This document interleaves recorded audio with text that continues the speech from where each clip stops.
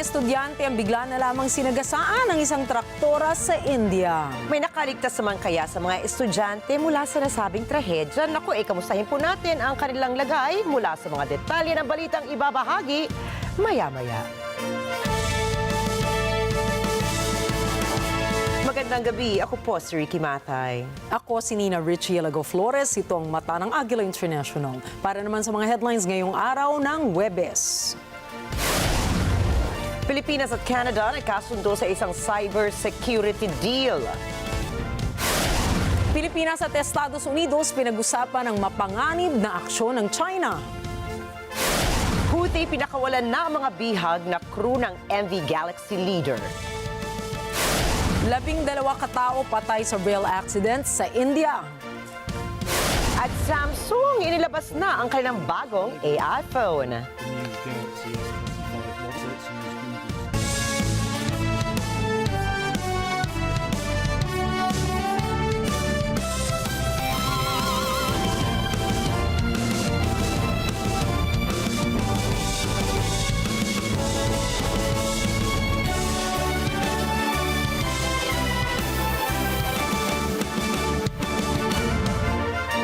Isang cybersecurity deal ang pinirmahan ng mga opisyal ng Pilipinas at ang Canada bilang tugon sa mga hamon sa seguridad sa rehiyon. Ayon kay Defense Assistant Secretary Arsenio Andolong, kapwa nangako ang dalawang bansa na mas paiigtingin ang kanilang bilateral ties, partikular sa defense sector. Sa isinagawang inaugural meeting ng Defense Cooperation Working Group ay nakipagkita si Defense Assistant Secretary Marita Yoro kay Canadian Assistant Deputy Minister for Policy Scott Miller para talakayin ang mga hakbang para palalimin ang defense cooperation sa pagitan ng Pilipinas at ng Canada. Ayon sa kalihim, mahalaga ang ganitong mga pagpupulong para masolusyonan ang mga suliraning pangseguridad. Sa panig naman ng Canadian official, muling pinagtibay ni Miller ang suporta nito sa Pilipinas sa pagsusulong nito ng demokrasya at ng rule of law. Mas pinilakas po ng Department of Labor and Employment o DOLE ang ipinatutupad na mga alituntunin sa pagtatrabaho ng mga dayuhang manggagawa sa Pilipinas. Ibinaba kasi ng ahensya ang Department Order Number 248 Series of 2025 na pirmado ni Labor Secretary Bienvenido Laguesma para rebisahin ang Alien Employment Permit o AEP guidelines at iba pang mga alituntuning may kinalaman dito. Sa pagrebisa ng AEP guidelines ay mas lalakas ang foreign direct investment sa Pilipinas. Ayon sa DOLE, kasama sa pinabagong alituntunin ang pagsasaayos ng proseso ng employment permits para sa mga dayuhan. Kasama rin sa pagbabago ang pinasimple na labor market test at pagsasagawa ng economic needs test. Masayang ipinamalita ng Pangulong Ferdinand Marcos Jr. na makakauwi na ng Pilipinas ang 17 mga Filipino seafarers na binihag ng rebelting grupong Houthi noong November 23, 2023. Ang 17 mga Filipino seafarers ay lula ng MV Galaxy Leader na na-hijack ng Houthi habang naglalayag ang barko sa Red Sea malapit sa Hodeida. Sa inilabas ng pahayag ng Malacanang, nasa kustodiya na ang mga ito ng Philippine Embassy sa Muscat, Oman. Ipinaabot naman ng Pangulong kanyang lubos na pasasalamat kay His Majesty Haitham bin Tariq, ang Sultan ng Oman at sa gobyerno nito para sa matagumpay na negosasyon sa Houthi para pakawala ng mga Pilipinong binihag ng rebelding grupo. Pinuri rin ng Pangulo ang mga concerned Philippine government agencies at mga private instrumentalities na nagtrabaho kasama ang mga foreign governments at entities para makamit ang ganitong resulta. Muling pinagtibay naman ni PBBM ang kahalagahan ng mga OFWs kung kaya kanyang inaprubahan ang Republic Act 120210 o ang Magna Carta of Filipino Seafarers. Anya ito ay para sa kaligtasan at kapakanan ng marinong Pilipino. Naglabas ang Bangko Sentral ng Pilipinas o BSP ng bagong reporting standards na susundin ng mga sanglaan o pawn shops. Pirmado na ni BSP Governor Eli Remolona Jr. ang isang sirkular na nag-aamyenda sa ilang probisyon ukol sa non-bank financial institutions katulad po yan ng mga pawn shop. Partikular sa mga binagong probisyon ang panuntunan para sa paghahanda at pagsusumite ng mga report. Kasama sa pag-uulat ang mga impormasyon sa operasyon ng mga sanglaan, gayon din ang management and financial condition nito. Pinatitiyak naman ng Bangko Sentral sa mga sanglaan ang maayos na reporting system, lalo na sa panahon ng krisis, public health emergencies at maging disasters. Kaya kapag hindi makatutugon sa bagong reporting standards ang mga sanglaan, ay papatawan ang mga ito ng BSP ng sanctions. Ayon kay Philippine Navy spokesperson Captain John Percy Alcos, ang mga assets ng Offshore Combat Force ng Pilipinas ay nilagyan na ng Anti-Submarine Warfare or Warware o ASW.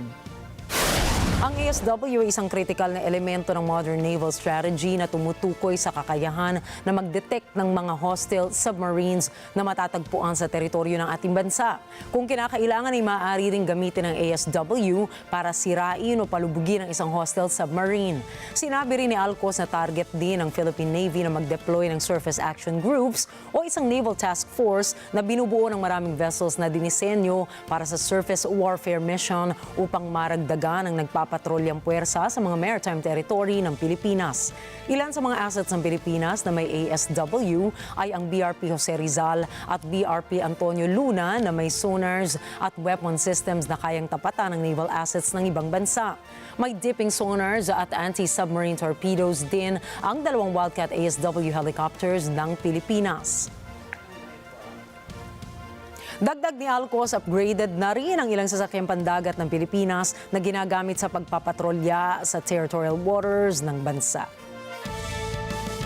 Samantala sa isang phone call, pinag-usapan ni Foreign Affairs Secretary Rikki at U.S. Secretary of State Marco Rubio ang mga mapanganib at destabilizing actions na ginagawa ng China sa West Philippine Sea o WPS.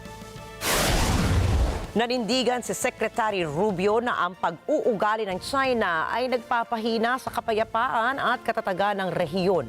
Hindi anya naaayon sa international law ang mga aksyon ng China.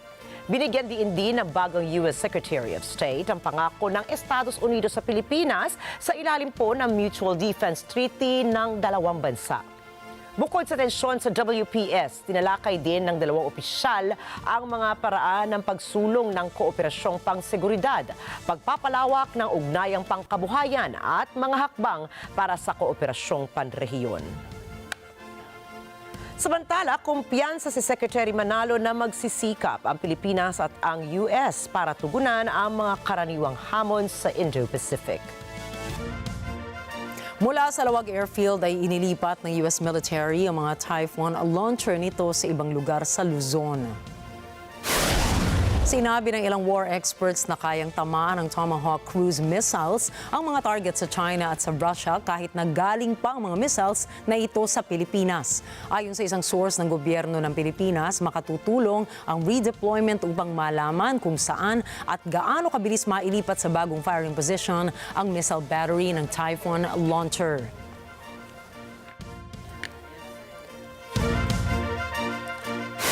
Susunod, China ay nabisuhan ng Pilipinas na protektahan ang Chinese nationals. Xi Jinping at Vladimir Putin nag-meeting tungkol kay Donald Trump. At Saudi, magpapasok ng major investments sa Estados Unidos. Mga detalye po ng mga balita niyan at iba pa mga balita sa pagbabalik ng Mata ng Agila International.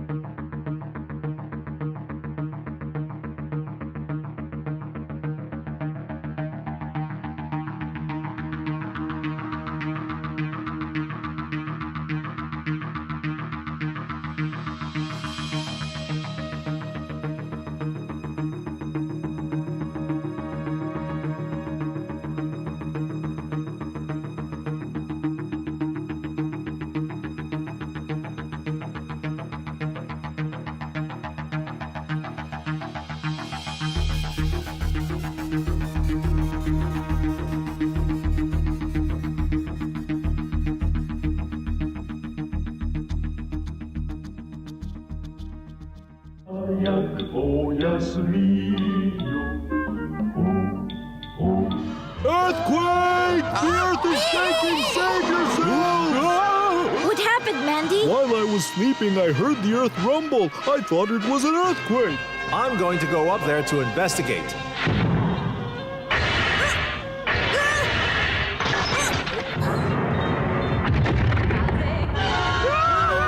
Listen, everyone! We are not letting that gigantic grasshopper threaten our jungle!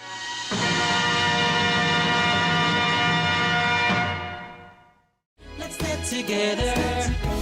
Sunday 25.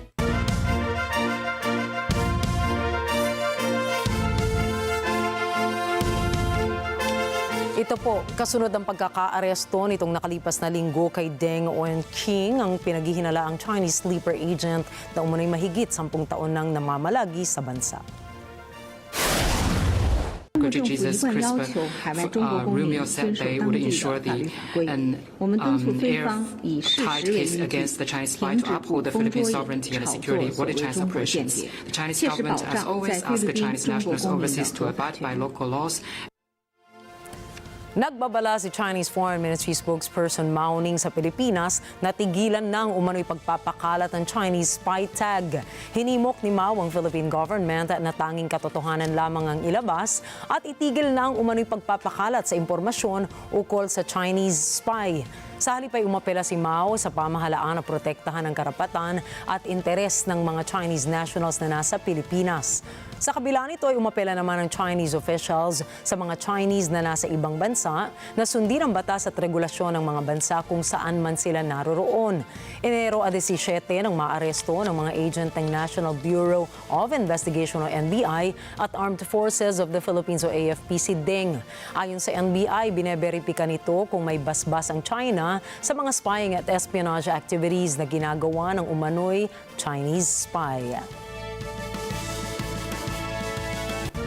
Matapos ang 14 na buwan ay pinakawalan na ng rebelding grupong Houthi ang binihag nilang crew ng commercial vessel na Galaxy Leader na naging bahagi ng kanilang kampanya sa pag-atake sa Red Sea bilang suporta sa Hamas sa pakikidigman nito laban sa Israel. Ang hakbang na ito ng rebelding grupo ay bahagi ng pag-de-escalate ng kanilang pag-atake kasunod ng tigil putukan sa Gaza. Subalit, sa kabila nito ay muling inilagay ni US President Donald Trump ang Yemeni rebels sa klasipikasyong isang terrorist organization. Ayon sa Houthi, naging tagapamagitan ang Oman sa hostage release. Anila, sinundo ng mga bihag o ang mga bihag ng Royal Air Force ng Oman at sila ay kasalukuyang nasa Muscat. Gamit ang isang AI video ay umapela si Thai Prime Minister Paitongtarn Shinawat sa mga turistang Chino na huwag matakot na bisitahin ang kanilang bansa. 亲爱的中国朋友们，在这个特殊的日子里，我很想用中文与大家亲切交流，但很抱歉，我不会说中文，因此我通过人工智能技术方式生成了这段中文视频。我想再次强调，这是一个生成式 AI 技术制作的视频，目的是希望与我的中国朋友们更好交流。 Nagbunga ng pag-aalala ang insidente ng pagdakip kay Wang Qing sa Thai-Myanmar border kung saan pinaghihinalaan ng otoridad ng Thailand na ginamit itong modus ng mga kriminal na gang upang magsagawa ng human trafficking. Naapektuhan ngayon ang tourism industry ng Thailand na pangunahing aspeto ng ekonomiya ng bansa na nagpapapasok sa halos 26% ng kanilang taunang kita. Gumamit o ginamit ang naturang AI-generated video dahil tila hindi raw marunong mag-Mandarin si Shinawat. Sinabi naman niya sa video na inaaksyonan na nila ang pagpuksa ng mga naturang grupo at hinihigpitan nila ang kanilang polisiya pagdating sa transnational crimes at illegal immigration. 我留意到近期关于中国公民被诱骗至泰国周边地区诈骗窝点的新闻。 已经引发了广大中国游客对泰国的安全问题和人口贩运的担忧。作为泰国总理，我可以向各位保证，泰国政府将所有游客的安全置于首要位置。因此，我已要求有关当局加强合作，共同提升安全标准，并以最有效的方式打击跨国犯罪。我们将严格执法，打击非法出入境，并为旅泰中国游客提供系统性全方位协助支持，防范意外事件发生。 Hinikayat ni US President Donald Trump si Russian President Vladimir Putin na makipagkasundo na sa Ukraine. You've called for a ceasefire in Ukraine. If Vladimir Putin doesn't come to the table to negotiate with you, will you put additional sanctions on Russia? Sounds likely. And do you think that the war should be frozen currently along The war northern should have battle never lines? started. If you had a competent president, which you didn't, the war wouldn't have happened. The war in Ukraine would have never happened if I were president. But that couldn't happen because the election was rigged. Sinabi nitong dapat ay bilisan ng Russia ang paglatag ng peace deal sa Ukraine. At kung hindi nito ginawa, ay papatawan niya ng panibagong taripa at sanctions ang mga produkto ng Russia. Sagot naman ni Russian Deputy United Nations Ambassador Dmitry Polyansky na ang banta ni Trump na pagbubuwis at sanctions sa kanila ay hindi basta magtatapos sa gyera nila sa Ukraine. Nais muna nilang malaman kung ano ang gusto ni Trump na kasunduan para matigil ang gyera bago ang pagpapatuloy ng kanilang bansa. Giit naman na hindi naman responsibilidad umano ni Trump ang ginagawa ng US sa Ukraine mula pa noong taong 2014 na nagresulta sa pagiging anti-Russia. Well, we'll look into that. We're talking to Zelensky. We're going to be talking with President Putin very soon. And we'll see how it all happens. We're going to look at it very soon. One thing I do feel, the European Union should be paying a lot more than they're paying because under Biden, I mean, we're in there for $200 billion more. Now, it affects them more than it affects us. We have an ocean in between, right? Little thing called an ocean. The European Union should equalize. We're in there for $200 billion more than the European Union. I mean, what are we, stupid? I guess the answer is yes. Because they must think so. But the European Union takes advantage of us tremendously on trade. Nagpulong sa pamamagitan ng video conference ni Russian President Vladimir Putin at Chinese leader Xi Jinping. Уважаемый председатель Си Цзиньпинь, дорогой друг, искренне рад вас приветствовать и иметь возможность переговорить по сложившейся доброй традиции в начале года. Tinalakay ng dalawang lider ang pagpapatibay ng samahan ng kanilang bansa. Isinagawa ito sa harap ng bagong termino ni Donald Trump na nagpapatunay na magiging pagsubok sa mga susunod na taon. Ang nasabing pag-uusap ay taunang isinasagawa tuwing bagong taon. Nakatuon ito sa pagpapalawig ng ugnayan ng dalawang bansa at sa pagpapalakas ng strategic coordination ng dalawa upang maprotektahan ang interes ng kanilang alyansa. 普京总统先生，我的老朋友，很高兴在中国农历新年即将到来之际，同总统先生举行视频会晤。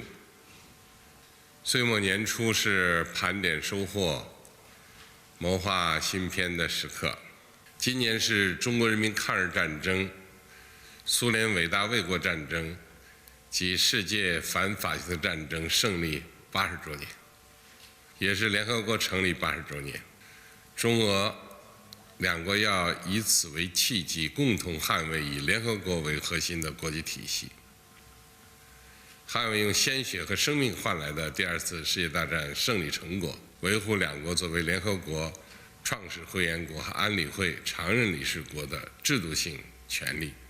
新的一年，我愿同总统先生一道，继续引领 中俄关系登高望远，以中俄关系的稳定性和坚韧性应对外部环境的不确定性，共同促进两国发展振兴，维护国际公平正义。 Inihayag ni Xi na handa siyang dalhin sa mas mataas na antas ang relasyon nila ng Russia matapos magbanta ni Trump na parurusahan niya ang Russia kapag hindi nito winakasan ang labanan nito ng Ukraine. Parehas nang sinabi ni Putin at Xi na bukas silang ibalik ang nasirang ugnayan ng kanilang mga bansa sa Estados Unidos simula noong maupo si Joe Biden sa pwesto. Isa sa mga tinalakay din na paksa ang pagpapalakas ng trade relations ng dalawang bansa. Noong taong 2023, umabot sa higit kumulang $240 billion ang halaga ng palitan ng dalawang bansa. Isang 64% increase kung ikukumpara sa 2021 bago magsimula ang Russia-Ukraine conflict. Dahil rito ay nahaharap ang Beijing sa akusasyon na sinusuplayan nito ng armas ang Russia. С уверенностью можно сказать, что внешнеполитическая связь, совместная работа России и Китая объективно играет важную стабилизирующую роль в международных делах. По итогам года, несмотря на негативное воздействие извне, удалось выйти на новые, хорошие показатели во взаимной торговле. Binisita ni German Chancellor Olaf Scholz si French President Emmanuel Macron upang pag-usapan ang magiging tugon ng Europa sa harap pa rin po ng banta ng dagdag taripa ng Estados Unidos sa kanilang mga bansa. Sa pahayag na kanilang inilabas ukol sa kanilang working lunch sa LEC Palace, ay sinabi nilang matatag ang relasyon ng dalawang bansa. Dagdag pa ni Macron na klaro ang kanilang posisyon ukol sa naturang banta ng taripa. Malakas ang Europa at kaya nitong tumayo ng sarili. Wala ring balak ang Europa umanong umatras sa harap ng mga pagsubok na kinakaharap ng kanilang alyansa. Sinabi naman ng dalawang leader na sila ay nakatingin sa kanilang steel, automotive and chemical sectors bilang target ng karagdagang taripa para sa Estados Unidos. Ayon naman po sa ibang eksperto, posibleng nagbabanta lamang si Donald Trump tungkol sa dagdag taripa, subalit wala umano itong balak na ituloy ito. Sa kanyang talumpati sa World Economic Forum sa Davos, Switzerland, hinikayat ni Antonio Guterres ang Iran na ayusin ang kanilang relasyon sa international community. My hope is that the Iranians understand that it is important to once and for all make it clear that they will renounce to have nuclear weapons. Ayon sa United Nations Secretary General, ang unang hakbang patungo sa pag-aayos nila ay ang panunumbalik ng relasyon nito sa mga katabing bansa nito sa rehiyon. Dagdag pa nito na maaaring maayos ang kanilang relasyon ng Estados Unidos kung ititigil na ng Iran ang pagbubuo nito ng mga nuclear weapons na maaaring gamitin sa digmaan. Umaasa rin ito na matatanto ng mga bansa sa Middle East na lahat ay nakikinabang sa isang permanent ceasefire sa Gaza na nagbubukas naman sa posibilidad na magsimula na ang isang two-state solution upang makabangong muli ang mga Palestino. And the next phase is leading to a situation of permanent ceasefire in Gaza and a situation in which a transition can be established in Gaza, allowing for the reunification of the occupied Palestinian territories and allowing for a serious negotiation of a political solution based on the two states. This is the win-win situation. But there is another possibility. And the other possibility is for Israel, feeling emboldened by the military successes that it has had, to think that this is the moment to do the annexation of the West Bank and to keep the Gaza in a kind of a limbo situation with an unclear form of governance. It is clear for me that Israel is not fundamentally interested in Gaza, it's fundamentally interested in the West Bank. Nanawagan naman si Guterres na isuko na ng Iran ang kanilang nuclear arsenal at sumailalim sa maayos na dialogo kasama ang Israel at Estados Unidos. Nababahala naman si UN Nuclear Watchdog Chief Rafael Grossi dahil naniniwala itong pinaiigting ng Iran ang kanilang uranium deposits upang maging weapons grade ang mga ito. Iginiit naman ng Iran na ang kanilang nuclear program ay hindi nakatuon sa weaponry kundi sa energy production at malaya itong gawin ng kung sino anumang gusto nila sa kanilang uranium deposits. در صورتی که از این اهرم بخواد سوء استفاده بشه برای فشار یا امتیازگیری از جمهوری اسلامی ایران، واکنش ما هم متناسب و متقابل خواهد بود. و یکی از مواردی که خیلی صریح و شفاف گفته شده همین هست که سوء استفاده از این سازوکار به این معنا خواهد بود که اساساً دیگه توجیه و دلیلی برای ماندن ایران در برخی موافقتنامه‌های مربوطه وجود نداره. Dalawang araw matapos ipatupad ang ceasefire deal sa pagitan ng Israel at Hamas, may 700 karagdagang truck ng humanitarian aid ang nakapasok na sa Gaza Strip. Sa kasalukuyan po, nasa 2,400 truck ang nakarating na roon. Leo Velasco para sa detalye ng balitang yan. Sa ikatlong araw ng Israel-Hamas ceasefire, umabot na sa 2,400 humanitarian aid trucks ang nakapasok sa Gaza. Ayon sa isang senior UN official, walang naganap na anumang issue pagdating sa kaayusan ng paghahatid ng tulong sa mga nangangailangan. Ang paghahatid tulong na ito ay kaugnay ng unang yugto ng deal kung saan nasa kondisyon ng pagpapapasok sa Gaza ng hindi bababa ng 600 aid trucks kada araw. Nitong mga nakarang 15 buwang labanan, inilarawan ng United Nations ang humanitarian operation nito bilang mapagsamantala o opportunistic. Humarap kasi ang ahensya sa mga suliraning dulot ng operasyon militar ng Israel, pag-iigpit sa akses papasok at sa kalawakan ng Gaza, gayon din ang pagnanakaw ng armadong gangs. Ayon kay top UN aid official para sa Gaza at West Bank na si Muhammad Hadi, may ilang mga insidente ng pagnanakaw nitong mga nakaraang araw, subalit hindi sinlaki o sinlala noong nakaraan. We had reports about minor cases of minor incidents, of looting. It was not like before. It's not organized crime. You know, some kids jumped on some trucks trying to take food baskets. There were some other people tried to take some bottled water. So it wasn't like before, and hopefully within a few days this will all disappear once the people of Gaza realize that we will have aid enough for everybody. Nagbabala si Hadi na may posibilidad pa rin na may mga problemang babangon sa mga darating na araw. Anya, humaharap ang aid operations sa logistical problems dahil sa mga wasak na daan sa Gaza. Idagdag pa ang galaw ng mga tao ngayon sa teritoryo dahil sa mga kaganapan doon.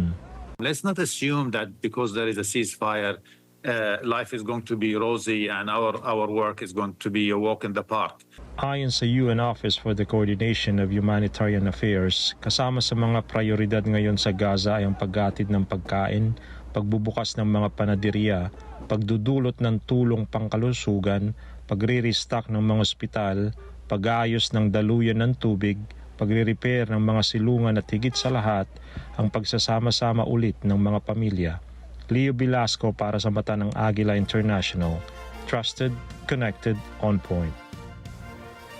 Sinabi ni Crown Prince Mohammed bin Salman ng Saudi Arabia kay President Donald Trump na balak magpasok ng halos $600 billion sa expanded investment ang kanilang bansa upang makipagkalakalan sa Estados Unidos. Sa isang tawag sa pagitan ng dalawang world leaders ay sinabi ni bin Salman na inaasahan ng administrasyon ni Trump na ang kanilang mga reforma ay magdadala ng pagsibol ng ekonomiya ng kanilang bansa. Ayon sa mga ulat, nais ng Saudi Arabia na samantalahin ang mga reformang magaganap batay sa kondisyong inilatag ni Trump. Sa ngayon ay wala pang detalye na nilalabas ang mga bansa ukol sa paggastos ng naturang pondo. Noong unang termino ni Trump bilang Pangulo ay tinutukan niyang mapalawig ang relasyon ng dalawang bansa. Sinabi ni Trump sa kanyang inaugurasyon na balak niyang bumisita sa Saudi Arabia bilang kanyang unang foreign visit kung mangako ang Riyadh na bibili ang kanilang bansa ng nasa $500 billion na halaga ng mga produkto ng Estados Unidos. Nakipagpulong noong Martes ang bagong State Secretary ng Estados Unidos sa mga kinatawan ng Quad. Ito ay ang grupo ng 4 na mga bansang nababahala sa lumalakas na kapangyarihan ng China. Si Marjorie Quintos para sa report. Nanumpa si U.S. State Secretary Marco Rubio noong Martes, isang araw matapos ang inaugurasyon ni Pangulong Donald Trump. Noong Martes din, nakipagpulong si Rubio sa mga kinatawan ng tinatawag na Quad, isang samahan ng mga bansang US, Australia, Japan at India na kapwa nababahala sa paglakas ng China. Ayon sa mga manunuri, ang pulong na ito ng Quad ay hudyat na prioridad sa administrasyong Trump ang pagkontra sa China. Ito ay sa kabila ng hindi agarang pagpataw ng taripa ni Trump sa China, gayon din ng hindi pagbanggit ng bagong Pangulo na banta ang lumalakas na bansa. Ayon kay Australian Foreign Minister Penny Wong, ang imbitasyon sa Quad na dumalo sa inaugurasyon ni Trump ay nagpakita ng dedikasyon ukol sa malapit na relasyon ng US sa Indo-Pacific region. Ilang beses na ring nagpulong ang Quad kahit sa administrasyong Biden. Focus ng grupo ang aktibidad militar at pang-ekonomiya ng Beijing sa Indo-Pacific. Lalo na ang sa South China Sea kung saan tinututulan ng mga kaalyado ng US ang territorial claims ng Beijing.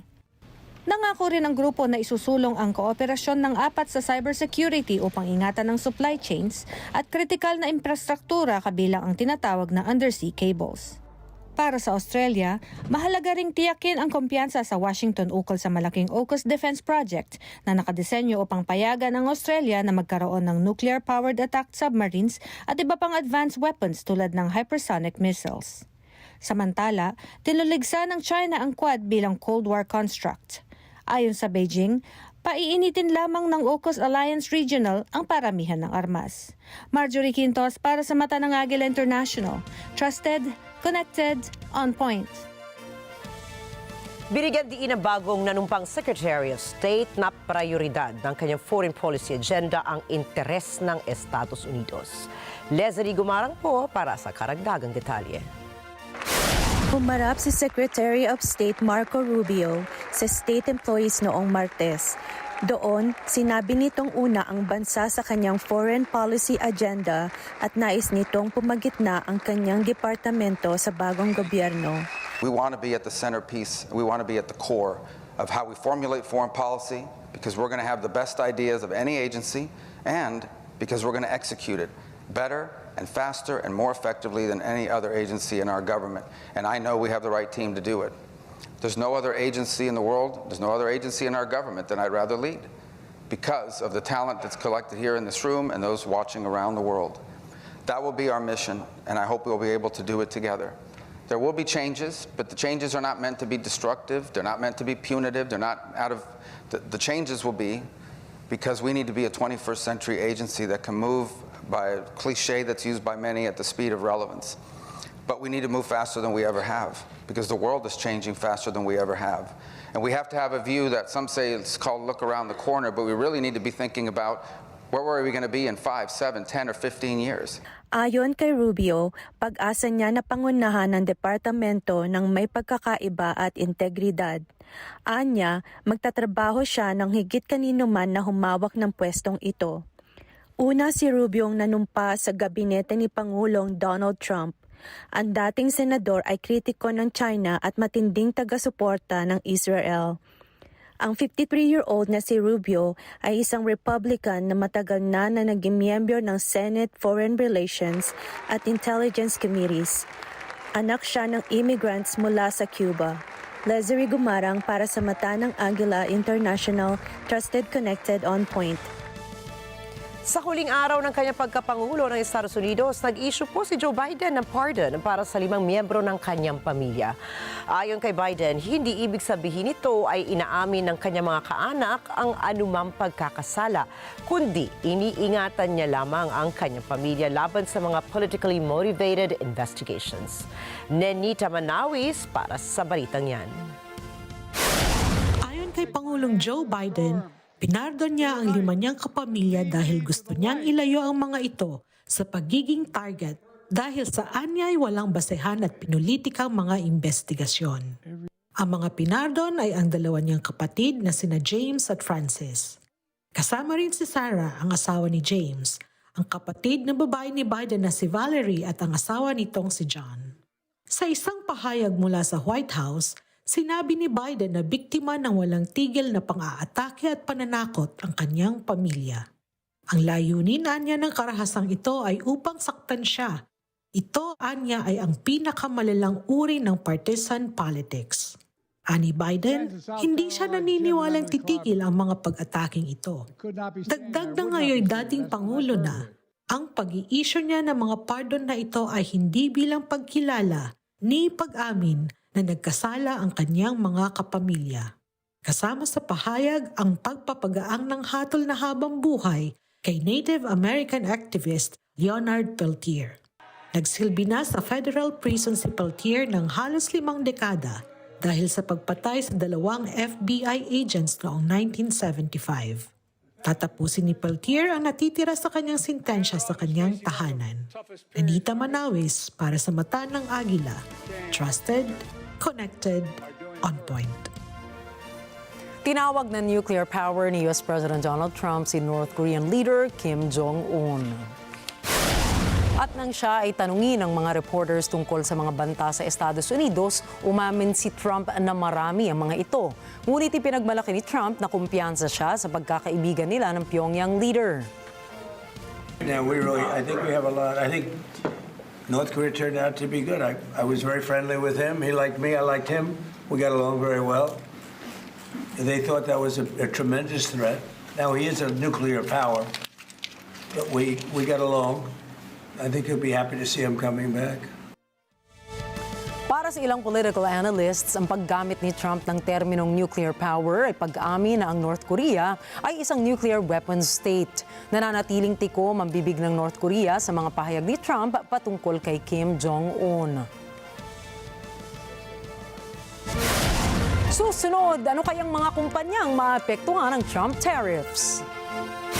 Samsung naglabas ng bagong AI phone. At it ends with us co-stars, tuloy ang demandahan. Iba pang detalye ng mga balita sa pagbabalik ng Mata ng Agila International.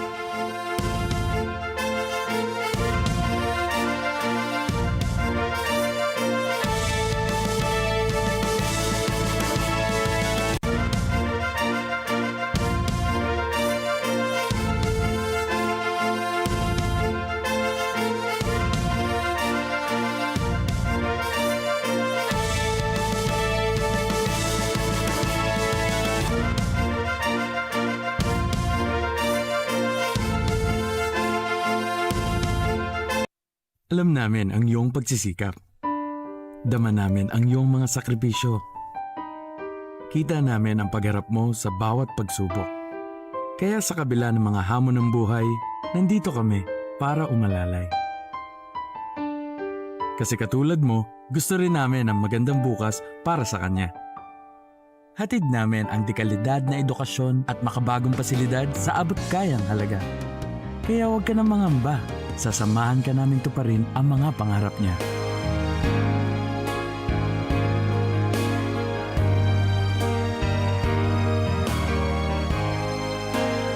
Maaasahan mong sulit dito ang mga pinagsikapan mo. Sa aming mga makabagong pasilidad at sistema ng edukasyon. Mailalabas natin ang aking talino at mga kakayahan niya.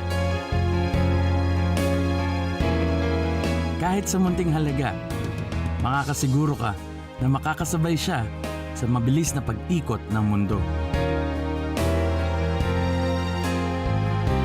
Sa new era, karamay mo kami sa bawat hamon.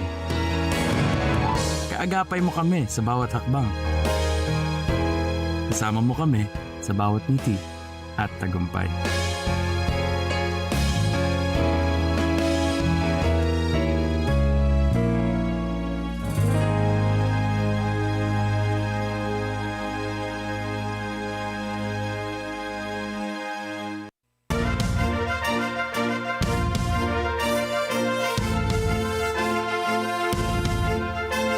Nagbabalik ang Mata ng Agila International sa pagpapatuloy po ng ating mga balita ngayong gabi. Hindi pa man nakakabawi ang Los Angeles City mula sa trahedyang dulot ng wildfires noong mga nakaraang linggo, ay may panibago na namang sunog na inaapula sa nasabing lungsod. Kailangan tuloy na lumikas ang mga residente dahil banta na sa kanilang mga buhay ang bagong wildfire. Alamin po natin ang mga detalye ng balitang yan mula kay Chantel Santos. Isang mabilis kumalat na sunog ang umaapoy sa kasalukuyan 80 kilometro hilaga ng Los Angeles. Sumunog na ito ng higit sa 3,400 acres habang ang dalawang sunog sa metropolitan area na umaapoy ng higit 2 linggo na ang ngayon pa lamang nakokontrol. Dahil sa bagong sunog na ito na tinatawag na Hughes Fire, napilitang palikasin ng mga residente sa Castaic Lake area at babalaan ng immediate threat to life. Ito ay habang nasa red flag warning pa rin ang Southern California dahil sa extreme fire risk dulot ng malakas at tuyong hangin. Hindi pa tiyak ang bilang ng mga taong inilikas, subalit nasa 18,600 ang mga tao sa komunidad ng Castaic. Ayon sa US Forest Service, rumesponde sa bagong sunog ang mga bombero ng Angeles National Forest. Samantala, sinarhan ang buong 700,000 acre o 2,800 square kilometer park sa San Gabriel Mountains. Ayon sa California Department of Forestry and Fire Protection, sa pag-apoy ng bagong sunog na ito, kakakontrol lang ng 2 sunog sa lungsod na umaapoy na ng 2 linggo. 91% contained na ang Eaton Fire na sumunog ng 14,021 acres sa East LA. Samantalang ang mas malaking sunog, ang Palisades Fire, ay 69% contained na. Sumunog na ito ng 23,448 acres sa kanlurang bahagi naman ng LA. Kung pagsasamahin, halos sinlaki ng Washington DC ang lugar na inabo ng 2 sunog na ito. 28 katao na ang nasawi dahil sa mga ito ay may 16,000 istruktura ang nawasak. 180,000 ang inilikas dahil sa sunog at nasa $250 billion ang tinatayang halaga ng trahedya. Chantal Santos para sa Mata ng Agila International, trusted, connected, on point. 12 katao ang nasawi sa India matapos nilang tumalon mula sa umaandar na tren. Isa namang individual ang nasagasaan ng isa pang tren doon. Sinabi ni Police Officer Datatraya Karale na ganap ang trahedya malapit sa Parthade Railroad Station sa Jalgaon. Ayon sa lokal na ulat, may kumalat na fake news sa loob ng coach na nasusunog umano ang tren. Nagpanik tuloy at nagkagulo ang ibang mga pasahero at kanya-kanya silang tumalon paalis ng tren para makatakas sa sinasabing sunog. Agad namang tumigil ang tren matapos hilahin ng isang pasahero ang emergency chain nito. Mula sa inisyal na investigasyon ng pulisya, napagkamalan ng ilang pasahero na sunog ang sparks mula sa hot axle o brake binding ng tren. Kwento naman ng isang senior rail official na dumaan din malapit sa isang adjacent track ang tren kaya may mga nasagasaan sa mga tumalong pasahero.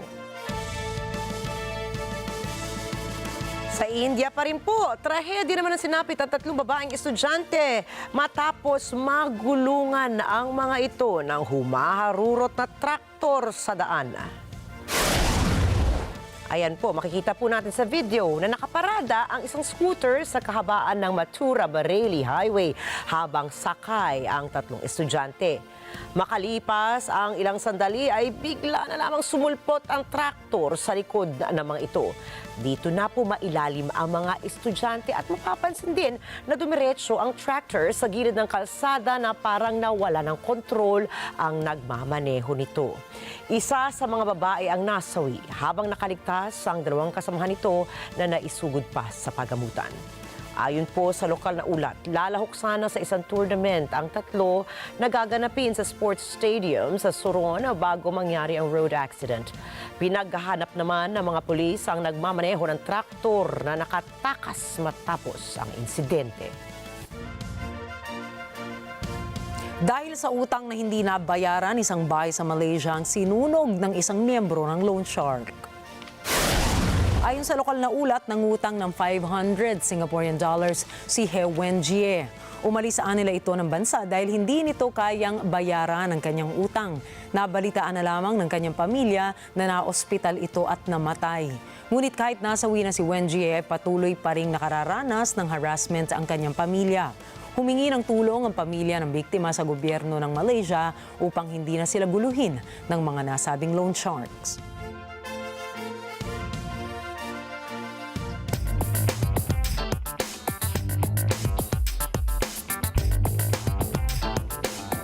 Batay sa resulta ng quarterly earnings, naghahanda na ang ilang mga kumpanya para sa Trump tariffs. Alamin natin ang mga detalye ng balita mula kay Yolanda Aspiras. Ayon sa presidente ng FBB Capital Partners na si Mike Musillo, malalaman kung ano-anong mga kumpanya ang naghanda sa inaabangang taripa ng bagong administrasyon ng Estados Unidos. Makikitaan niya ito sa quarterly earnings results. Ani Musio, maraming mga kumpanya ang gagamit ng kanilang contingency plans, kabilang ang pagpe-pre-order ng imported goods tulad ng kahoy at mga materyales na papatawan ng karagdagang taripa. Interesting to see as we get fourth quarter reports what happened to inventory levels. If CEOs were right in terms of like that contingency planning, they're going to let us know about it. Samantala, sinabi rin ni Musio na sa dami ng streaming services sa US, Netflix ang nangunguna. Ito ay matapos magdagdag ng 18.9 million subscribers ang kumpanya noong holiday quarter. Inilathala rin ng kumpanya ang pagtaas ng singil na layong palakasin ang kita nito mula sa ibang performance metrics tulad ng sales. Yolanda Aspiras para sa mata ng Agila International. Trusted, connected, on point. Lumakas ang shares ng Oracle matapos sabihin ni US President Donald Trump na kasama ang Oracle na mag-invest na malaki sa infrastruktura ng artificial intelligence. Cherry Recolizado po para sa balitang yan. 11% ang tinalon ng shares ng Oracle noong Miyerkules, kasunod ng pahayag ni Pangulong Donald Trump na kabilang ang kumpanya sa mga mamumuhunan ng malaki sa artificial intelligence infrastructure. Kahapon, sinabi ni Trump na sasali ang Oracle sa OpenAI at SoftBank sa isang joint venture na tatawaging Stargate. Ang Stargate ay may balak anyang mamuhunan ng $500 billion upang tulungan ang Estados Unidos na manatiling nangunguna sa pambuong mundong labanan sa AI. Kasama sa mga nais-unahan ng US ay ang bansang China. Sanglima ng halagang iyan ay gagamitin na agad habang ang natitira ay ikakalat sa susunod na 4 na taon. Nagsimula na ang pagpapatayo ng unang data centers ng proyekto sa Texas. Susuplayan ng chips ng NVIDIA ang proyekto. Tumaas din ang shares ng NVIDIA ng 4% noong Miyerkules. Kasama sa mga tumaas ang shares ay ang mga kapartner ng Stargate. Ayon sa isang analyst, umpisa pa lamang ito pagdating sa AI investments. Inaasahan ang kawangis na mga anunsyo ng iba pang malalaking kumpanya sa mga darating na araw. Cherry Recolizado para sa mata ng Agila International. Trusted, connected, on point.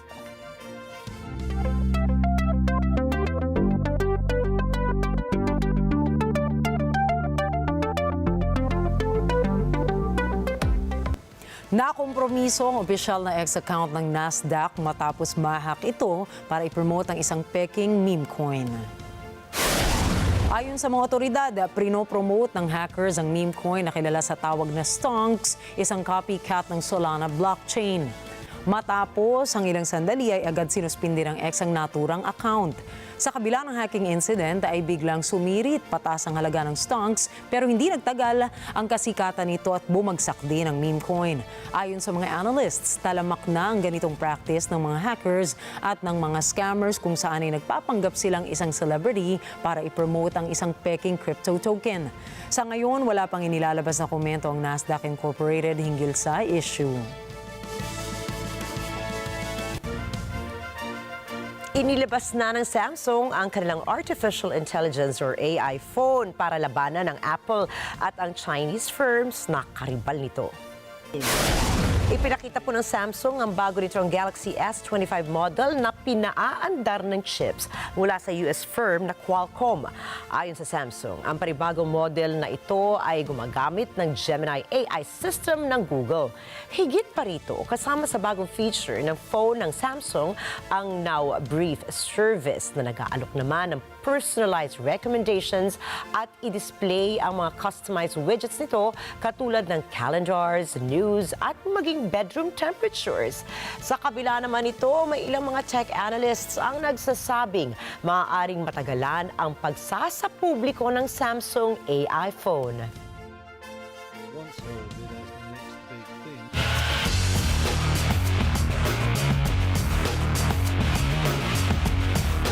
Muling sasabak sa international events si Filipino pole vaulter Ernest John E.J. Obiena. International competitions. Magugunitang noong Nobyembre ng nakaraang taon ay inilunsad niya ang kanyang unang training pole facility sa lungsod ng Lawag, Ilocos Norte.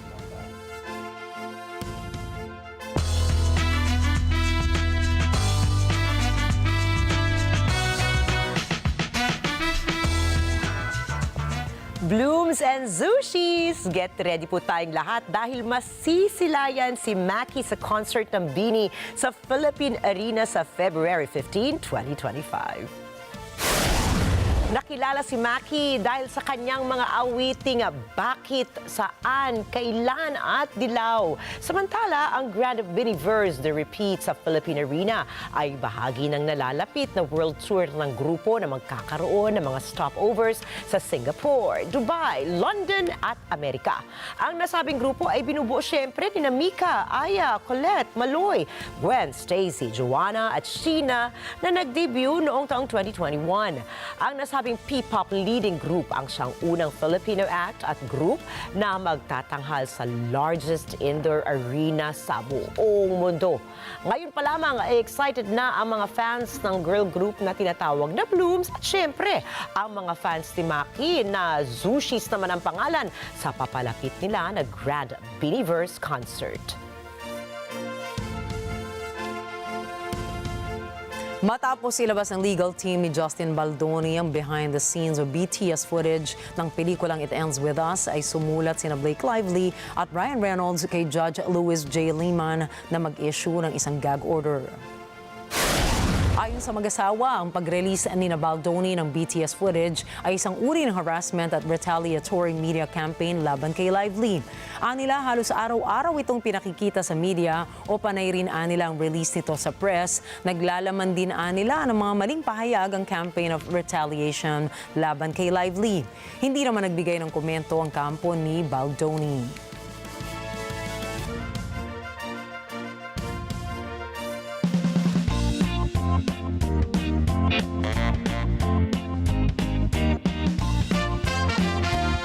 At sa iba pang mga balita, kasisimula pa lamang ng taong 2025 ay dagsana ang mga tao sa Shanghai Wusongkou International Cruise Terminal bilang pagsipa sa bilang ng operasyon sa home port ng China.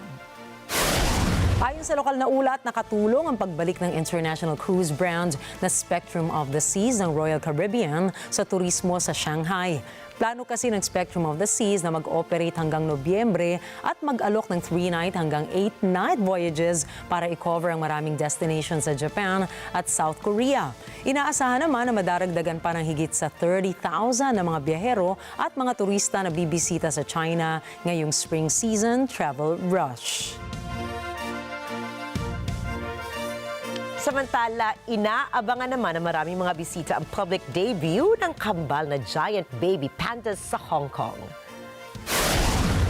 Ayon kay Hong Kong Special Administrative Region Chief Executive John Lee Ka-Chiu, inaasahan na sa February 16, 2025, sisimulan na po ang debut ng kambal na panda cubs na kilala sa tawag na Gazi at Sailu or elder sister at little brother sa Cantonese. Ang dalawang panda cubs ay isinilang noong August 2024 ng 19-year-old panda mama na si Ying Ying. Taong 2007 nang inirigalo si Ying Ying sa Hong Kong ng central government. At sa ngayon, nagdeklara na ng naming event si Lee para ipalaganap ang happy vibes ng panda family ito sa publiko.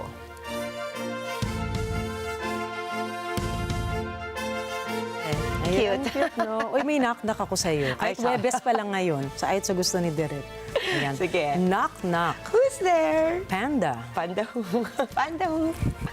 Ayan. Inisin ko muna. Inisin ko muna. Ito na. Wait lang. Pandara, ha, ha. Happy, happy, happy. Nahuli mo ba? Bakit? Parang masyadong nauna ba? Ulitin mo nga, Nins. Ulitin ko naman. Buti na lang mapagpaunlak ako. Ulit. Okay. Ayusin mo. Lalakasan ko. Ayan. Pandara, ha, ha, happy, happy, happy birthday. Nako, syempre. Ayaw na nating ituloy kasi Oo. baka kung saan mapunta. Pero maalala ko, sakto yung anak-nak joke mo dahil birthday Saan po sana? ngayon ni Miss Diba? Alma Yun na nga. Angeles. Sakto. Nako, Kaya nga, sakto. happy Happy birthday. birthday po, Miss Alma Angeles. Alma Angeles. Nako, tsaka Yes, yan. sunod Sige, na wag siya. na natin patagalin, Nins. Tama. Dahil ito na ang birthday girl. Para sa iba pa mga balita. Subal, tandaan po ha, narito kami ni Nina para maghatid ng balita saan mang dako ng mundo. Magandang gabi po. Ako po muli si Rikki Mathay.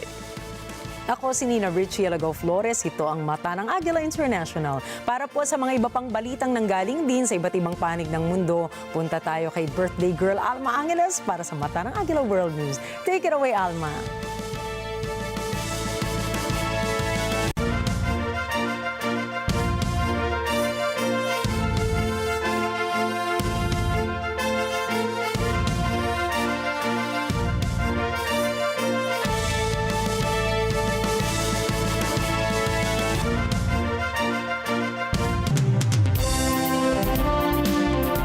Thank you, Nina and Rikki. Good evening, everyone. I'm Alma Angeles for Net25 World News. On tonight's headlines. A fiery exchange over the South China Sea. U.S. Secretary of State Marco Rubio meets with his Philippine counterpart, calling out China's dangerous and destabilizing actions and reaffirming America's ironclad defense pledge to Manila. In California, a new wildfire erupts near Los Angeles, already reeling from recent blazes. Thousands are forced to evacuate as firefighters race to contain it. The Hughes fire is now estimated to be over 9,400 acres with 0% containment. The National Weather Service has extended the red flag warning through 10 a.m. on Friday. Across the South, record-breaking cold grips the region with rare snowfall and freezing temperatures, making history. What happened this week in the Gulf Coast shows us we can't ignore winter either. We still have to be prepared for winter. And that means being prepared for a large variety of conditions, right? More than ever, we have to be prepared to spend a little and be prepared, right? Unless we want to be caught flat-footed. And in Tennessee, a teenager opens fire at a high school. We'll bring you the latest on the investigation into this shocking incident. Yeah, back and forth, but now we cannot get a hold of my other son. He's in the ROTC. Apparently, he's with one of the kids that committed the crime. And they were doing their regular jog around the school when this took place. Net25 World News starts now.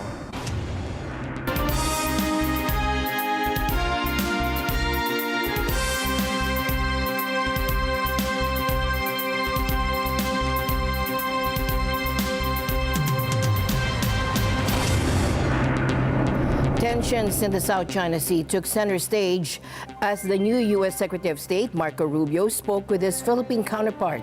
Rubio called out China's dangerous and destabilizing actions in the disputed waters, reaffirming Washington's ironclad defense commitment to Manila. In a statement, the U.S. State Department said Rubio stressed that Beijing's behavior threatens regional peace and stability and goes against international law. And this comes as the Philippines continues to face repeated maritime confrontations with China, particularly in areas within Manila's exclusive economic zone. The call follows Rubio's meeting with counterparts from Australia, India, and Japan at the Quad Forum, a China-focused alliance aimed at ensuring stability in the Indo-Pacific.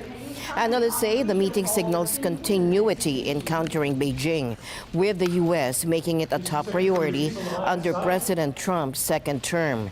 Rubio and Philippine Foreign Minister Enrique Manalo also discussed strengthening security cooperation, expanding economic ties, and fostering regional collaboration. Meanwhile, just before Trump's swearing in, the Philippines and the U.S. wrapped up their fifth joint maritime drills in the South China Sea, part of an ongoing effort to uphold freedom of navigation in the region. Visiting the Philippines last week, Japanese Foreign Minister Takeshi Iwaya said a trilateral initiative to boost cooperation launched by Japan, the U.S., and the Philippines at a summit last year would be strengthened when the new U.S. administration took over in Washington. Meanwhile, over in China, they called for the United States to stay out of the South China Sea issue after new U.S. Secretary of State Marco Rubio had spoken to his Philippine counterpart, Foreign Minister Enrique Manalo, on the phone to discuss China's actions. 中国在有关海域的活动合理合法，无可非议。美国不是南海问题的当事方，也无权介入中非两国之间的涉海问题。美菲军事合作不得损害中方在南海的主权和海洋权益，更不能以此为菲律宾的非法主张背书。中方将继续采取必要措施，坚定捍卫自身领土主权和海洋权益，维护南海的和平稳定。 In a major development, President Ferdinand Marcos Jr. announced the release of 17 Filipino seafarers who were captured by Houthi rebels in Yemen back in November. The seafarers, along with the rest of the crew of the MV Galaxy Leader, are now safe and under the care of the Philippine Embassy in Muscat, Oman. President Marcos shared that they'll be reunited with their families in the Philippines very soon. The crew was hijacked while sailing in the Red Sea near Hodeidah in November 2023.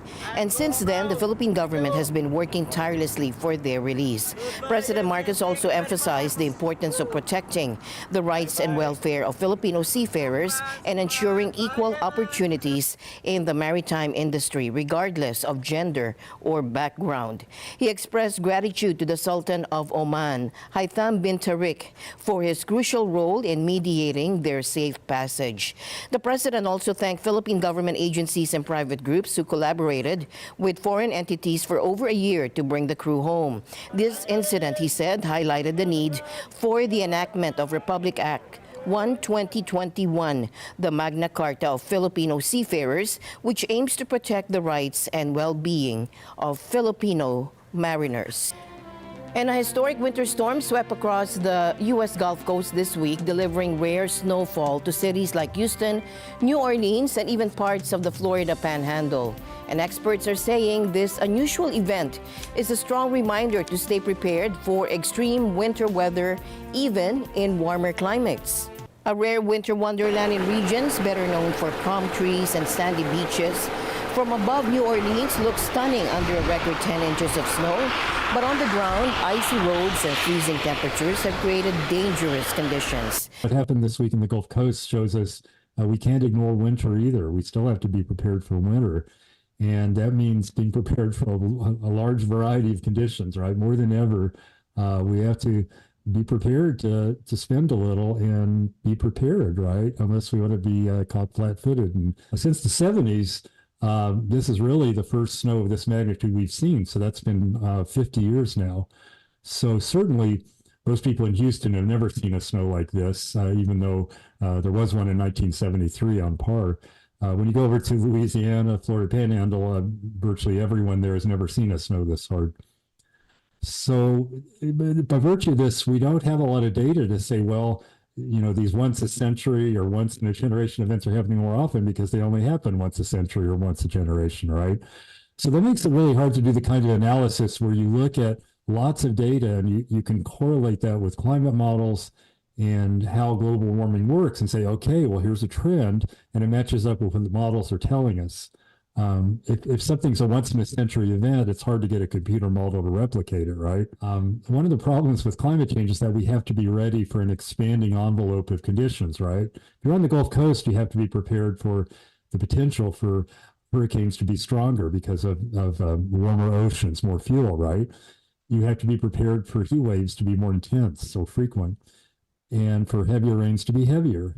And all these things we're seeing happening. But you also have to be prepared for once in a while you could get a full-on winter storm like we just saw, right? It may not be 8 inches of snow in New Orleans again in our lifetimes, but it could happen, or it might happen somewhere else along the Gulf Coast. So the big, I'd say, interesting and somewhat controversial topic is whether changes in the Arctic might be prompting the jet stream to behave weirdly and perhaps cause occasional outbursts of colder snow to get worse. And that relies on some analysis of the past, say, 20 or 30 years and looking at observations. They're trying to suss out how the jet stream is changing, how the polar vortex that's normally in the stratosphere above the North Pole might be sinking and cutting off over the U.S. And those are challenging analyses. And you also have to factor out that these things vary naturally, right? Over the course of a few years or even 10 or 20 years, you can get periods with more of these and less of these. So is climate change causing these to happen more often? There's arguments that it might be based on trends over the certain time periods, but then if you change that time period window by a few years, the trend may go away. So it's been really hard to establish really robust trends. Breaking news from Southern California, a new wildfire is rapidly spreading through the dry brush near Los Angeles. And the used fire is currently 0% contained and burning at an alarming rate of 30 acres per minute, sending thick smoke and flames hundreds of feet into the air. A new wildfire rapidly blazed through an area north of Los Angeles on Wednesday, fueled by strong winds and dry brush. In just a few hours, the Hughes fire grew to 2/3 the size of the Eaton fire, one of the two monster infernos that have ravaged parts of the city. The Los Angeles County Sheriff said on Wednesday that 31,000 people had been given evacuation orders and another 23,000 faced evacuation warnings. The Hughes fire is now estimated to be over 9,400 acres with 0% containment, with no structures reported damaged or destroyed. We have over 4,000 firefighting personnel assigned to the incident, and we had a very robust ground and air response to the incident that you see behind me. The National Weather Service has extended the red flag warning through 10 a.m. on Friday for most of Los Angeles and Ventura counties. Light to moderate Santa Ana winds will continue tonight and into Thursday. The situation remains dynamic, and the fire remains a difficult fire to contain, although we are getting the upper hand. The new blaze put further strain on firefighters, who have almost managed to bring two other major fires in the area under control. The California Department of Forestry and Fire Protection said about 1,100 firefighters had been deployed around Southern California in anticipation of fast-moving fires, while the LA County Fire Chief said more than 4,000 firefighters were working on the Hughes fire. Southern California has gone without significant rainfall for 9 months, contributing to the hazardous dry conditions. Rain is forecast from Saturday to Monday, which could give the area some much-needed relief. Heartbreaking news from Nashville, Tennessee. A 17-year-old boy opened fire in the cafeteria at Antioch High School, killing a 16-year-old girl and injuring another student. The shooter, identified as Solomon Henderson, then turned the gun on himself. Yeah, back and forth, but now we cannot get a hold of my other son. He's in the ROTC. Apparently he's with one of the kids that committed the crime. And they were doing their regular jog around the school when this took place, and they bum rushed him to a room, as far as we know. That's as far as we heard from him. Our daughter, she was in the cafeteria like minutes before it happened. So they rushed her to a room. We're in contact with her now, but not with my son. So we don't know we don't know what's going on. Hopefully it's just that kid that commit the crime, and there's no other one shooting in there. But so many cops are going in there right now. It makes you think there's another shooter. Hopefully there's no other active shooter, but we don't know. Right, we haven't heard any reports of that yet. Yeah. A tragedy unfolded just after 11 a.m. when Henderson entered the cafeteria, fired multiple rounds, and struck Jocelyn Correa Escalante. Police say a 17-year-old male was also grazed by a bullet before the shooter fatally shot himself. We had a male student of 17 years old that rode the bus this morning to Antioch High School. During the course of the morning, this individual made his way to the cafeteria where he then confronted a 16-year-old, as we identified as a female Hispanic student, fired, striking her. She is deceased. There is another male, 17-year-old young man that was wounded with a graze wound. The shooter was 17 years old. He entered into the cafeteria, firing multiple rounds in the cafeteria, striking her, and then before pulling the weapon on himself. The chaotic aftermath was seen outside the school, where first responders performed CPR as victims were rushed to ambulances. One student described the scene inside the cafeteria. This tragic incident comes nearly 2 years after another shooting at Nashville's Covenant School, where a former student killed 6 people in response to today's violence. A community healing event is scheduled, and the school will be closed for the rest of the week. As a city, as a community, it is impossibly difficult to be here once again dealing with the devastation of gun violence in one of our school communities.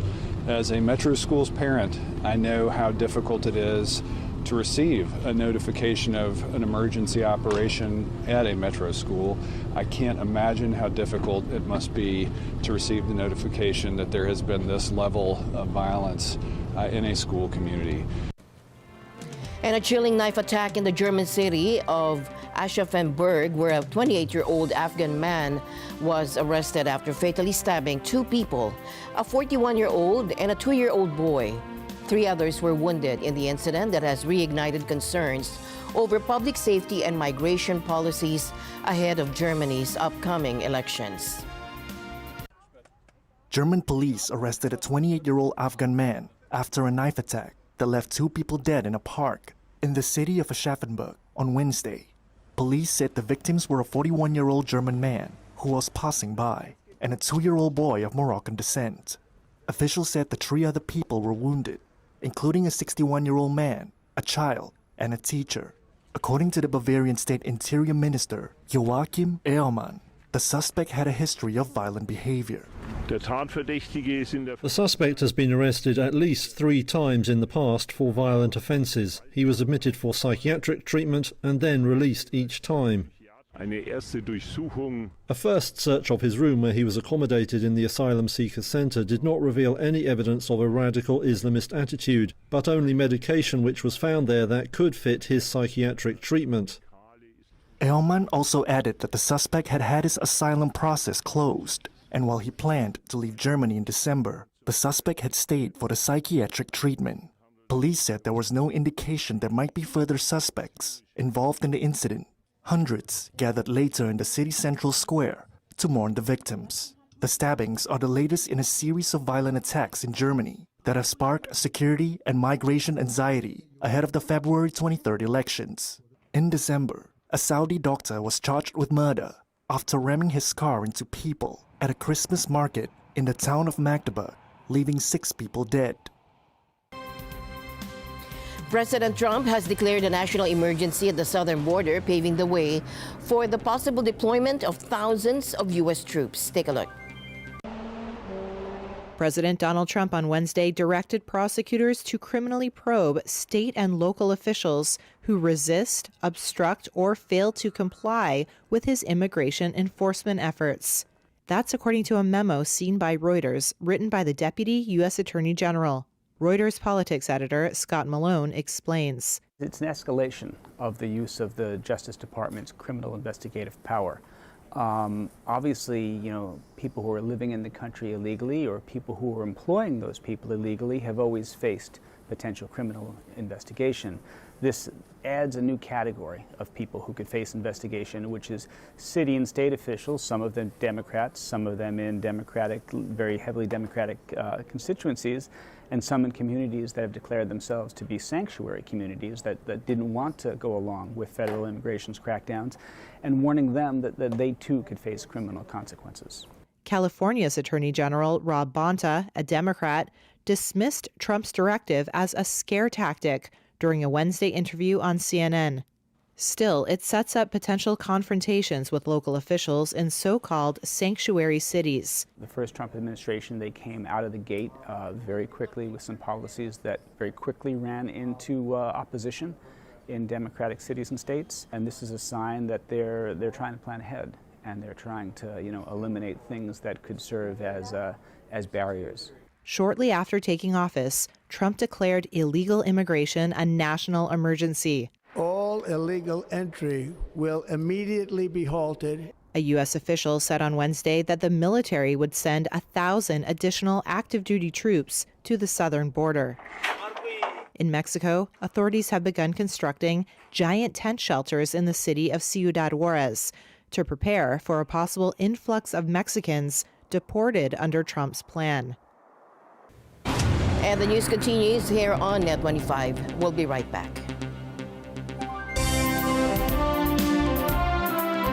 Ang mga maiinit na balita at rumaratsyad ang usapan ng bayan, ihahatid namin sa 100%! 100% ang pagbabalita! 100% talakayan! Lunes hanggang Biyernes! Alas 5 hanggang alas 7 ng umaga! Live na live sa Radyo Agila 1062 Mega Manila! At sa Net 25! 100%! Sa Net 25, let's get together. Sa Net 25. Digital payments have revolutionized the way we transact. However, as technology advances, so do the threats posed by cyber criminals. Kailangan pa rin talaga tayong mag-ingat, no? Maraming mga scammers na naghahanap pa rin ng pagkakataon para manloko. Nagiging mas sophisticated na ngayon yung mga scammers natin. And dahil dyan, yung mga tinatawag nating rules of the game, kung paano ma-detect yung mga scams, nag-iiba din. It's a partnership between the business and the consumers to really protect accounts and to protect their assets as well. Online business, an open for business with Cesar Vallejos. Sunday, 9 p.m. Sa Net 25.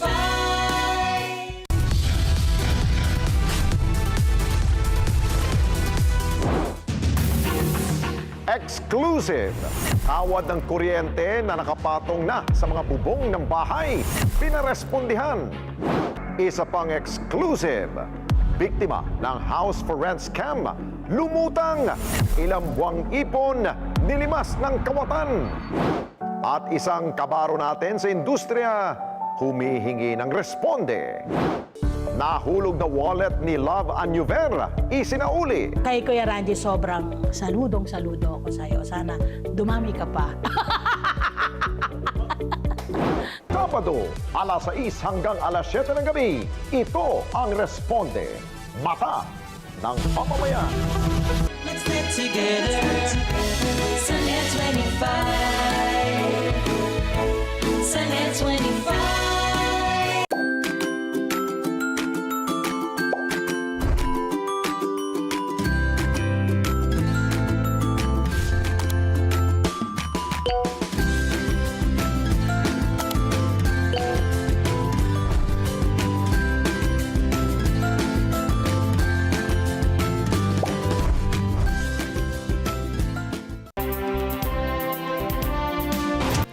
And now to South America, where Colombia is dealing with a surge in violence along its northeastern border near Venezuela. Special forces have been sent to guerrilla-controlled areas after clashes between rebel groups left over 100 people dead and displaced more than 20,000. The fighting has centered in the Catatumbo region, a mountainous area critical for coca plantations and drug smuggling routes. Two rebel groups, the National Liberation Army, or ELN, and factions for the Revolutionary Armed Forces of Colombia, or FARC, had been maintaining a truce in the region, but tensions boiled over last week, with both groups accusing each other of targeting civilians. Reports say ELN rebels executed civilians they suspected of aiding their rivals. Meanwhile, the ELN has pointed fingers back at the FARC for committing atrocities. Fear has gripped the region, with entire communities fleeing for safety. Tenemos unos cuerpos que aún no han sido recuperados, que estamos tratando de localizar con las funerarias que están trabajando para ello. Y el tema de la seguridad, hay una zozobra, un miedo en la comunidad, que es ese miedo que se está generando todos los desplazamientos. Necesitamos recobrar la seguridad para tener garantías de vida en nuestro municipio. The Colombian government has declared a state of emergency and deployed 5,000 troops to stabilize the area.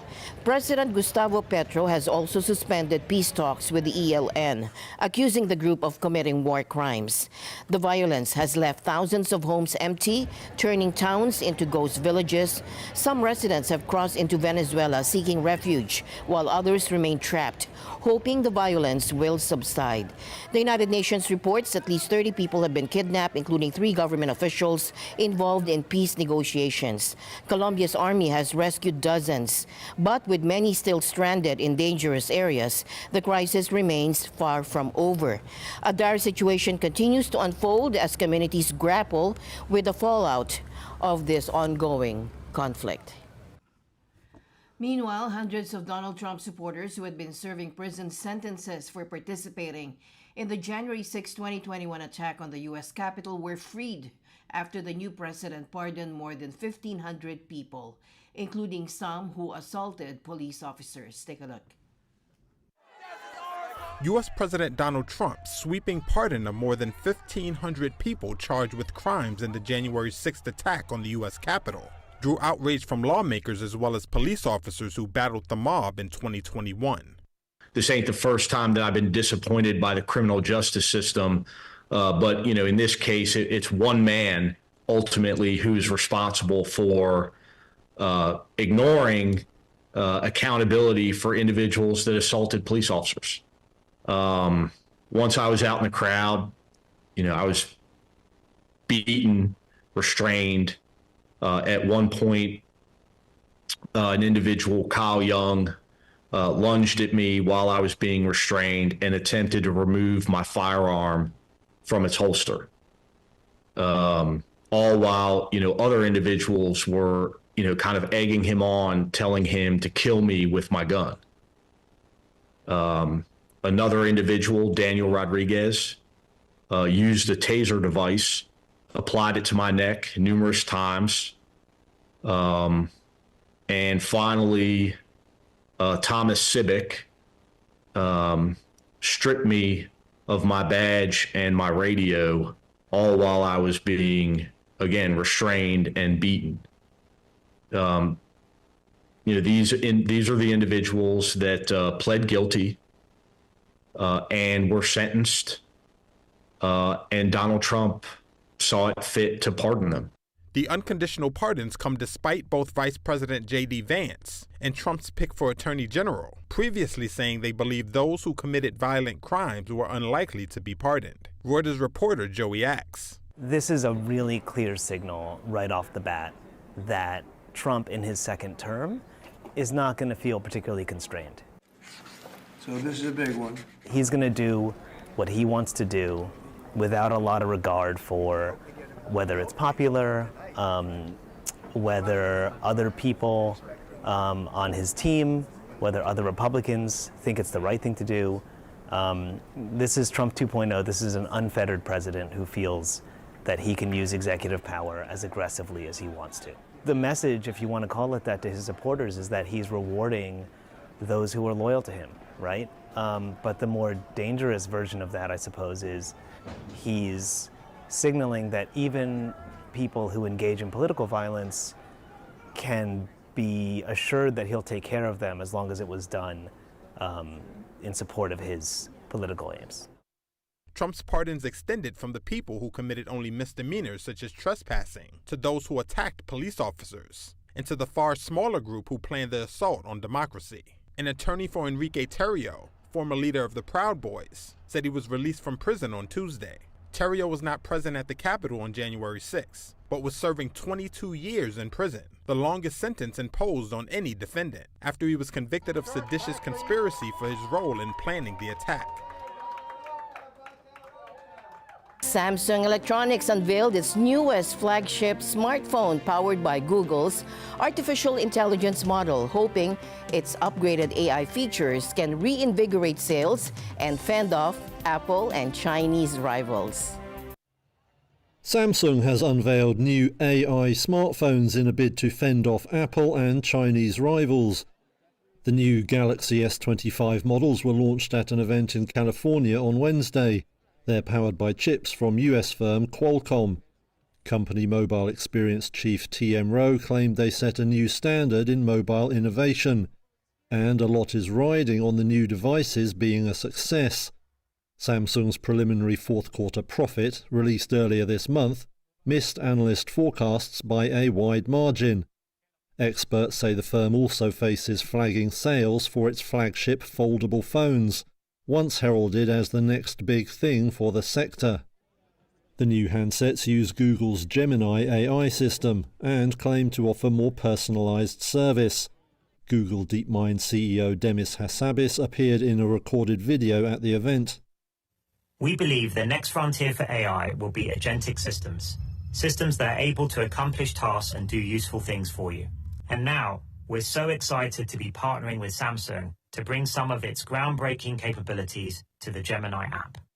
The question is whether AI services will really prompt consumers to buy new phones. Some industry watchers argue a really compelling new product is yet to appear. But Technalysis President Bob O'Donnell says Samsung has taken a step in the right direction. What I saw today, to be honest with you, was kind of like the first real working examples of AI stuff that I think normal people are going to want to use. I mean, there's been a lot of hype around AI and some of the things theoretically it could do, but I feel like today we started to get a hint at some stuff that, regular people are going to want to use and that will be truly impactful.